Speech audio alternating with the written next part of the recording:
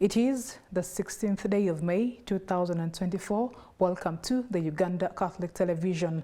I am Sunday Gloria Aboch with Uctv News. Now, the iconic Kigungu Catholic Church is in dire need of 400 million shillings to safeguard the sacred sanctuary from the overwhelming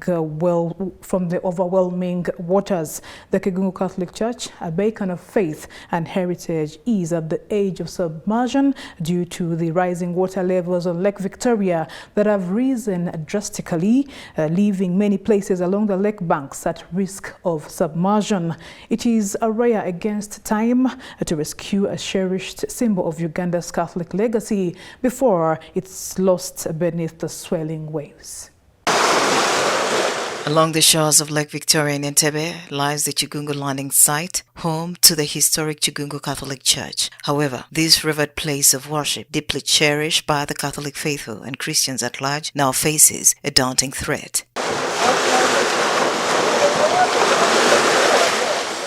Rising water levels, a consequence of the swelling Lake Victoria, have begun to engulf the church, a symbol of profound significance. It was on this very spot on February of 1879 that the first Catholic missionaries of Uganda, Father Simeon Laudrell and Brother Amas Delmas from the Society of the White Fathers, made a landfall to spread the gospel. Their arrival marked a genesis of Catholicism in the region, a pivotal moment in Uganda's religious history.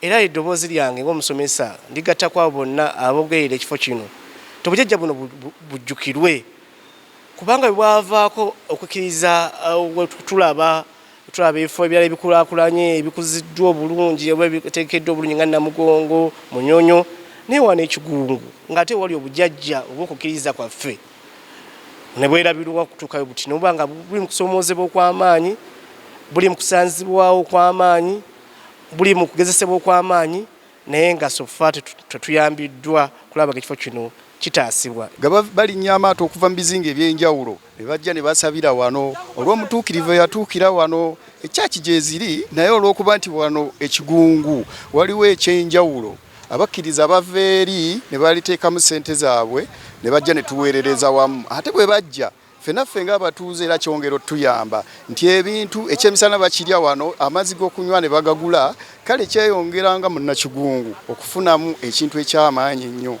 Today, the water levels in Lake Victoria reaches 13.66 meters, surpassing previous records. The Kigungu Catholic Church finds itself at a risk of submersion. This increase in water levels, fueled by contributions from 23 rivers flowing from Kenya, Tanzania, and neighboring countries, poses a dire threat to the church's existence. The faithful, along with local residents, are grappling with the harsh reality of seeing this sacred site succumb to the relentless forces of nature. Urgent action is needed to preserve not just building, but a cherished heritage and a statement to the enduring spirit of faith that has defined this community for generations. Katongole David, a devoted catechist at the church, voices a lament shared by many as reflects the neglect that has befallen the historical site. Naye kasita empewo zitandika wano tugala obugazi Entebbe ntuziyimusa ntuzisitula tuziyimusa ntuzisimba ne zibeera nga ziyimiridde okulaba nga tezivunda olw'amazzi agabeera mu kyaki n'ebintu byonna okubanga bibanga bisobola okwonooneka. Kyaki yaffe essaawa yonna enafuwa gagikuba amayingo gajja gagikuba amazzi we gasembera tulina bano abavubi bajja kubanga babavubi batambula n'amazzi na lubalama lw'ennyanja olulaga kati kitegeeza nti kyaki yayingira mu mazzi olubalama ne luba luliddawa nga luli nga bajja bagiyita mu buyisi nayo kikireetera okukosebwa n'okunafuwa. Ate ne church nga yo yennyini buli lwebeera mu mazzi bweti abantu abajja okusaba tu abatono bati olw'embeera eyo tetumanyi kiki kiddako so tusaba Katonda nga bwe tusaba n'abagabirizi bongera okutuyamba ku mbeera ya church yaffe tulabe nga church yaffe tufuna abantu abatuufu oba engeri gye tusobola okusendamu amazzi ago tubeere nga tutambula mu mbeera ennungi.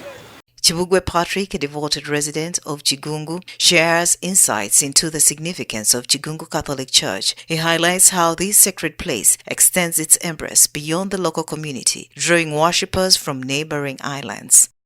Tulina abaana baffe kati abasabiramu nabo tuli beeraliikirivu ng'abatuuze b'ekigungu ng'abakatoliki b'ekigungu ate ng'omwana omugane kusaba oluusi bakuddukako n'ajja abamu tubatangire ntubaga bannange nedda temugeza kugenda ne munnanga omanyi omwana kizibu nnyo okukola ki kumutangira kubanga eri yonna batambula ne bagenda ku lubalaza tubagoba ne baganika tulina obuzibu obwo. One of the foremost challenges faced by Chigungu Catholic Church community is the recurring water that comes into the church during Mass, posing a significant threat to congregants' safety. As worshippers gather to commune with their faith, the rising waters encroach on their sacred space, disrupting their Mass and placing individuals at risk. Kale tusaba nti bwe kikwatako bannange singa muba musobola okujja ne mutuyambako atisi ne tukola boundary ne tussayo ku mayinja nga tutangira amazzi galeme kugenda kwonona church. With Chigungu Catholic Church facing imminent peril from the rising water levels, the community finds itself in desperate need for assistance to preserve this sacred haven. To mitigate the looming threat of submersion and ensure the continuity of worship, an estimated 400 million is urgently required. Program omubalizia jano natusaba obukadde bina okuyiwa Bugwe okwetola ekifo kino naye nga ekisomesa ne parish sente zaali nyingi nnyo era titwasobola twafuna obusente bwali butono nesobola okusiba akatimba okusiba wali okwetoloola wali otuziiza abantu okugenda wali okulaba ebifaananyi kuba amazzi gali gatansobola okujja naye engini yali asabye obukadde bina ebyo singa twali tubifunye tusobola okuba kukitukola kulaba nga ekifo kino kitaasibwa nga tekisaanyizibwawo n'amazzi. Looking behind me, the Catholic Church behind me is actually being eaten up by the rising water levels, which is posing a danger to the lives of so many Catholics that come in here for prayers. Now, their plea is very simple. They need assistance to help curb the water that is getting into the church. I am Nora Osende for Uctv News. The Uganda National Drug Authority, NDA, together with the Uganda Police, have conducted a compliance enforcement operation in Kasese district, targeting those running drug shops outside the set guidelines and also without qualification. The public relations manager of the Uganda National Drug Authority, Abiaz Ramwiri, revealed that over 8 non-compliant drug shops were closed with over 40 boxes of expired drugs impounded. He said the operation is still ongoing and asked the public to report unlicensed drug shops and clinics in their communities.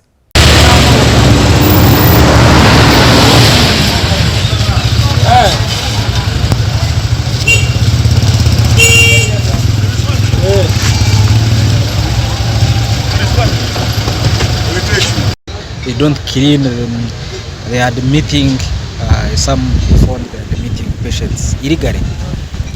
We call upon Ugandans to remain vigilant and report this. But as the National Drug Authority, we through our regional office will continue working with the district drug inspectors to sensitize, to engage, to make sure that only we leave those that premises which are suitable to handle medicine being manned by National Drug Authority. Working with police have been conducting a compliance enforcement action in areas of Kasese. This was targeted, as you saw, been engaging people who run drug outlets, especially drug shops, to comply.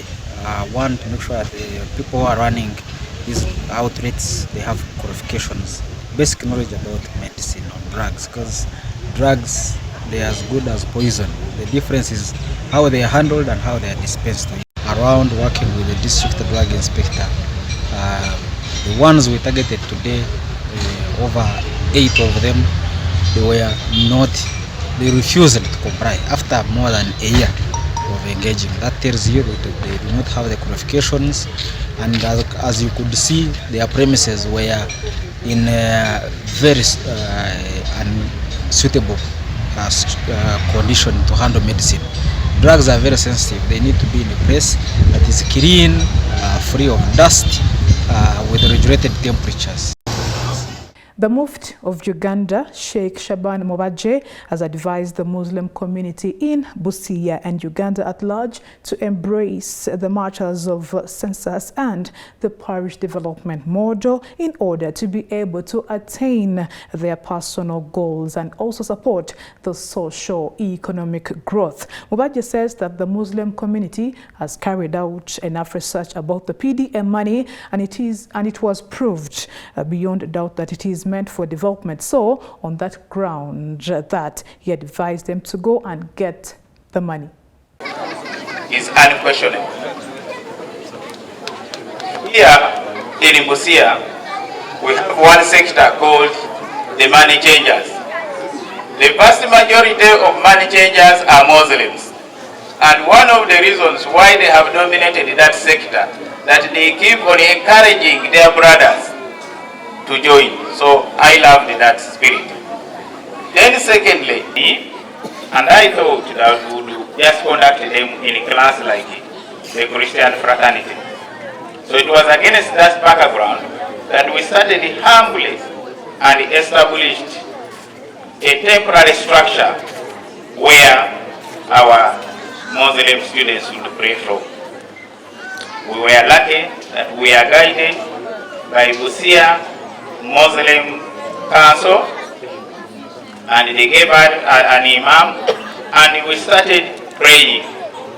Finally, we tried and established a room for prayers, Muslim only, but we still realized that the room was very small. So it was against that background that we started mobilizing or moving around and asking for support so that we can have a fully fledged mosque here. I want to take this opportunity to thank our brothers from Yasiri Muslim Welfare Foundation, through our development partners from Turkey, who listened to our passionate appeals and decided to extend a helping hand. Power that lies within the Interreligious Council. Collaborative efforts, interfaith collaborative efforts, Omusilam, ni Anglican, n'abalokole, n'abakatoliki, biza kwongera okunyweza Oluganda era mu maiso ga Allah subhanahu wa ta'ala kituukirizibwe nti we are all equal before him. Nenda okusiima Nathan nene isomero lino nayenda okusiima bannaifwe aba foundation omwate emitwe balala twasobola okumaliriza ensonga eno ng'ezira kweyawulamu. Ekintu ekirungi kiri kirala nti Nathan attaches a lot of importance to such institutions in terms of moral building. Ekyo tuyenda okukisanukira. Era baba abasaadde bano we basabye ati benda bazimbewo. Baba tuzimbewo. Wazira buzibu bana tutazimbewo. Tuzimbewo. We shall give you all the support that you desire from us. Wazira ngeri tuyinza kumwemereza. Come rain, come sunshine. Webale eno kutwenda baba. Tuna tukwenda ino. Enkolagana ennungi tujagala nnyo okubeera nti oteddewo enkolagana ennungi wakati waffe ne Uganda Muslim Supreme Council n'abantu obudi sirabyewo bano tebo bayise ba interreligious baffe tubeera nabo. Where are they? The pastors, bishop, but on off kaligendo tule ffe mukama waffe His Eminence Mufti wa Uganda yatandikawo kye bayita Interreligious Council of Uganda nga kigatta Allah Celle Celaluhu buyuruyor ki Allah'ın mescitlerini ancak Allah'a ve ahiret gününe iman edenler iman eder. Bu imanı bizleri kardeşlerimize beraber vesile kılan Yüce Allah'a sonsuz hamdü senalar olsun. Yüce Allah'a sonsuz teşekkür ediyoruz. Tekrardan sizlere çok teşekkür ediyoruz. Allah hepinizden razı olsun. Amaliza ne aya yasomye Lutake agisomye okugonora kwayo nagamba nti abakkiriza abatuufu oba abakkiriza beboka abasobola okuyimirizaawo emizikiti gya Allah ate nga bayimirizaawo eswala tebakoma kuyimirizaawo essala n'ebyo Allah subhanahu wa ta'ala byabagabiridde babeera nga bawaamu ebyo Allah subhanahu wa ta'ala byabagabiridde, era atuusa okuyozaayoza n'okwebaza mufti ow'eggwanga lino okuba nti naye yayanukula omulanga gwabwe, era n'abeera nga asobodde okuguleesinga okuweesa omukolo guno ekitiibwa. Bamwebaza ntakira. After thorough study and research, we have found out that the PDM money is meant for the people of the circle. It is not the interest which is in return given is not for anybody to benefit, but it's for the same circle, whereby the borrower is going to borrow again and also make use of the same money. So nobody is going to take away the money. So it is not the interest which was prohibited in the Islamic faith. So we call upon our Muslim fraternity to go and benefit from the PDM money. It is halal, it is acceptable, it is permissible to use that money. And we call upon those who have been benefiting to so a bit, allow the Muslim brothers who are latecomers also to have enough share before they continue. The last one is that census for the benefit of everybody. It helps the government to plan for the people it reads. So everybody, every Muslim, every Ugandan should make sure that he is counted, so as to enable the government to serve us better, give us good services. So if you are not counted and you go to the hospital, don't get medicine, you say, I went there, I didn't receive medication. The undertaking of the National Population and Housing Census 2024 enumeration has made 60% progress, according to the Minister of State for Finance in charge of Planning, Honorable Amos Lugolobi. The census that began on Friday, 10th of May 2024, will continue through Sunday, 19th May 2024. The minister said this while addressing media on the progress of the ongoing National Census 2024 at the Uganda Media Center today. The undertaking of the National Population and Housing Census 2024 enumeration, as you recall, began on Friday, 10th May 2024 and will continue through Sunday, 19th May 2024 at 11:59 p.m. The households and persons yet to be enumerated will be enumerated within the 4 remaining days ending Sunday, 19th May 2024. The challenges experienced on the first day, namely 20,000 enumerators out of the 120 enumerators who failed to log in due to lack of access credentials. That was the first challenge. And the second one was the missing enumeration areas in the system as reported by the local governments. I wish to report that these have since been resolved and the enumeration is moving on smoothly across the country. By the end of the 6th day of the enumeration, which was yesterday, 60.2% of the targeted households had been covered, meaning that we have about 40% of the households to be covered in the remaining 4 days. On the issue of training allowances, which was one of the biggest complaints at the beginning, payments for 63 districts have been effected for districts that shared the names of their enumerators and have been uploaded on the recruitment portal. All have received their money directly on their mobile phones as provided. The local governments that are yet to submit the names and details of the enumerators and the supervisors have been asked to do so immediately to enable the Bureau process those training allowances.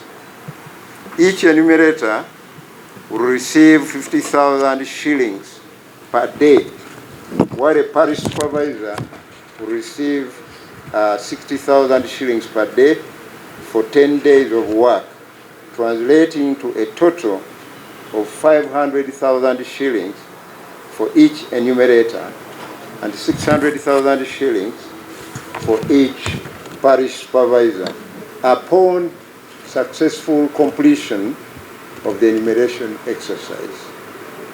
The enumerator guides who are LC chairpersons or their designate will be paid according to the rates prescribed for a given area, for each given area. All allowances will be paid through e-cash system directly on the mobile telephone number provided. The census questionnaire is translated in 21 local languages, and therefore enumerators are expected to interview residents in the language best understood by a particular household. All persons should be enumerated, and all questions should be asked and responded to. On a sad note, in the first 3 days of enumeration, we lost 2 enumerators. Beaten by a gang, the late Sally, Emmanuel, was the first one, of Nigeria B, Kilam municipality. This one was attacked and beaten by a gang on his way home after enumeration. He was rushed to the hospital where he breathed his last. The tablet and his phone were recovered, where he was found lying helpless. Another enumerator in the names of Tibiwa Anet from Namayingo district died after registering signs of illness, and she was rushed to the hospital where she was pronounced dead. The Bureau condoles with the family of the deceased and prays that their souls rest in eternal peace. Census 2024, it matters to be counted. Thank you for sticking with us. Let's take a look at today in history.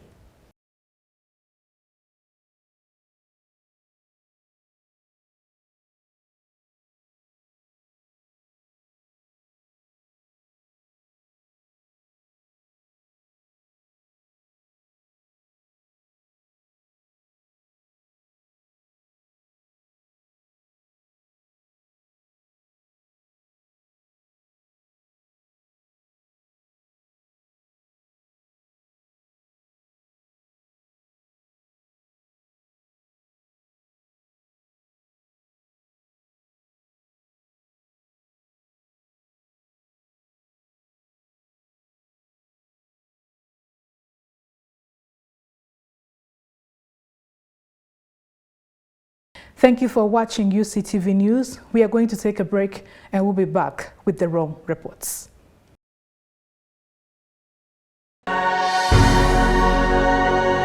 UCTV, good news for all.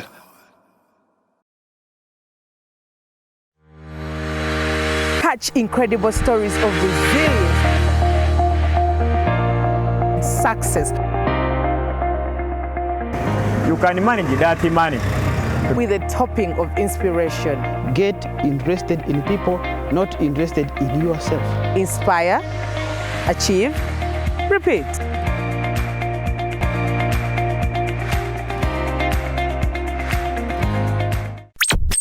You are watching UCTV, good news for all. For this and more, tune in to Kasese Get Radio 100.5 in Western Region, located at the hill of the Diocese of Kasese. KGR brings you all Catholic programs and an advertising platform in all our radio shows like Good Morning Renzori, Chama Towoka, Ukute, the business show, Propeller, the request show and sports, Evaluation, Bahinga Bakuluka, Late Night Show, and many others. Our other services include Isuzu Tipa, a no car, public address system, live band, Omokekera, an audio recording studio, and outside live broadcast. For more information, call 0773 597 166 or visit our website www.kasesegatradio.com. Kasesegat Radio, Omusondoria, the voice of truth.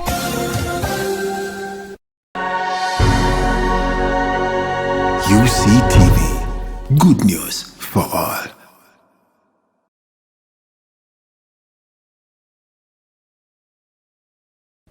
And onto our Uganda Matters feature. Today we bring you a story of Saint Mbaga Tuzinde.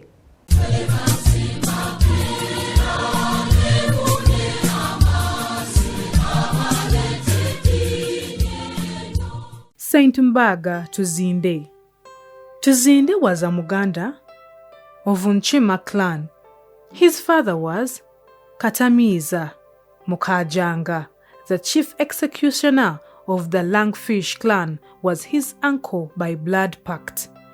Tuzinde's mother was Bakuwa Mumanyi of the Kobe clan. Tuzinde was born about 1869 at Luyonga village near Nadangira parish in Busiro County. He grew up with his parents, but at the age of 14, Tuzinde was taken to his uncle Mukajanga, who selected him to go to the palace and serve King Mwanga II as a page. At the palace, Tuzinde served as a page in the audience hall in charge of the food for the visitors. One day, in a joking way, some of his friends demanded from him, and he answered, Mbaga, meaning, I am slaughtering. Hence, he was nicknamed Mbaga. Mbaga soon became interested in the Catholic religion due to the good examples of the Catholic pages. He was instructed by his leader Charles Luanga. When the Christian persecution broke out, Mbaga played a very heroic part in defense of his vocation against his uncle Mukajanga right from the beginning to the end. His relatives tried their best to make the boy deny his religion in order to save his life, but they failed. At Namugongo, Mbaga spent a week with his relatives, forcing him to deny his religion. Despite the promises and tortures for a whole week and night, they failed. At the Namugongo furnace, Mukajanga tried the last time. The boy was hit on the head and his body thrown on the pyre of Namugongo, where it was burnt to ashes for Christ on Thursday noon, 3rd of June, 1886. Mbaga is the patron of vocations, mainly of the seminarians, aspirants, postulants, and novices.